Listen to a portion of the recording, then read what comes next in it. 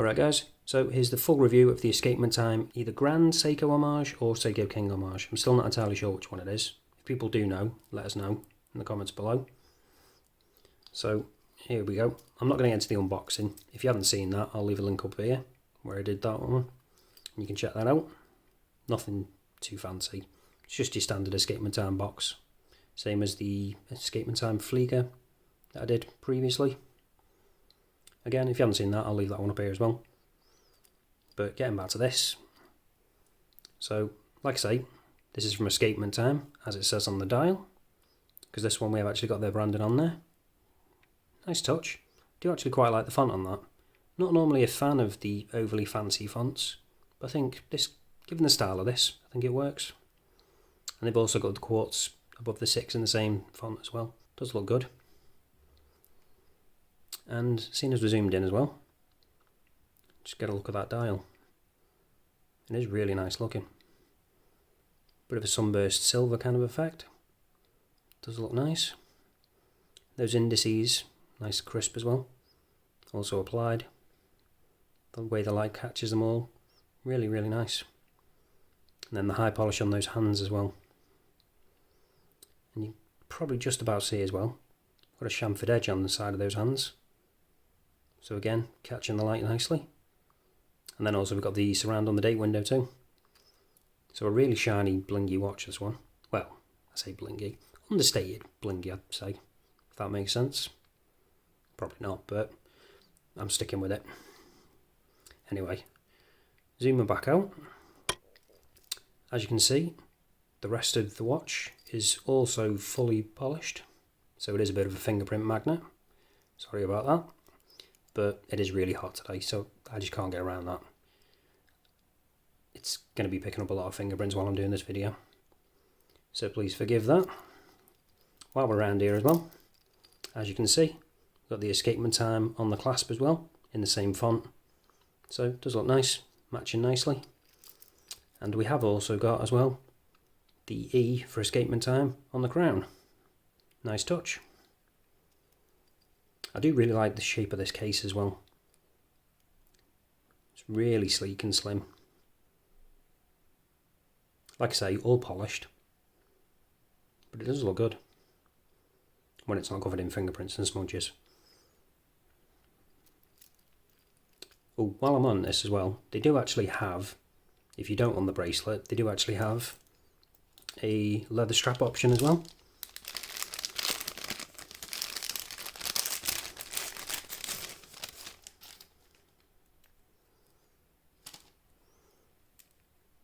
I haven't actually worn it on this yet, because I'm not overly keen on this kind of style strap myself.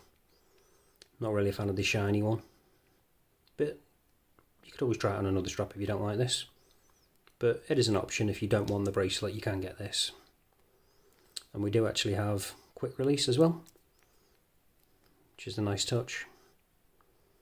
I will show you it on this strap later on. But for now, just get back to this. So getting back to the bracelet, like I said in the unboxing, we have got a nice level of adjustment there. We've got 7 micro adjusts, which is always nice to see. So you can get a really nice comfortable fit with this.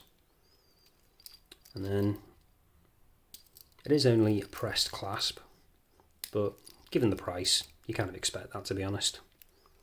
So I'm not too disappointed. And then we have actually got, if I can zoom in on this, the Escapement Time branding on the back of the case as well. With that screw down case as well. While we're around here as well, we have actually got solid end links, which is good. And those links are all solid too. We've got push pins. Obviously you're not going to be getting screw links on a watch at this price. But they work well. Easy to do, no issues with that.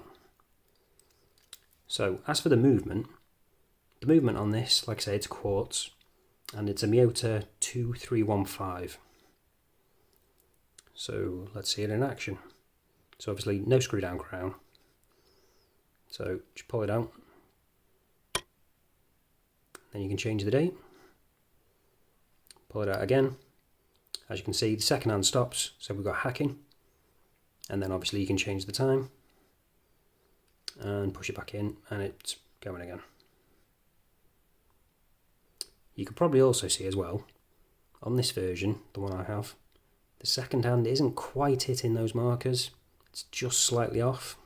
A little bit annoying, but not a deal breaker. With a lot of quartz pieces you tend to get that, to be fair. But just thought I'd mention it.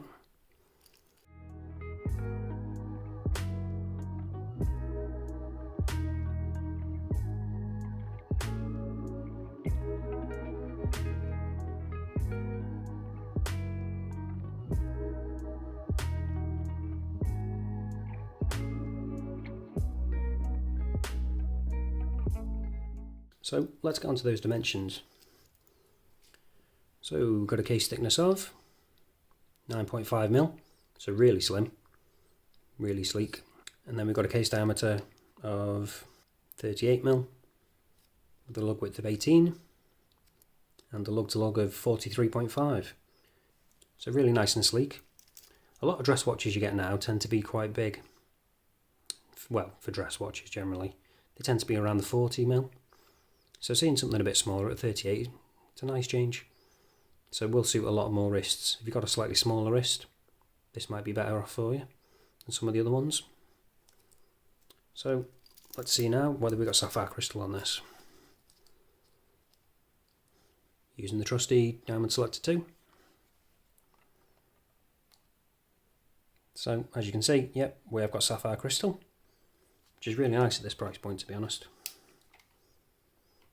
Wasn't 100% sure what it was going to have that, especially with it not saying anything on the back. It does actually say on the listing it has it, so they do tend to be quite good about that kind of thing, Escapement Time.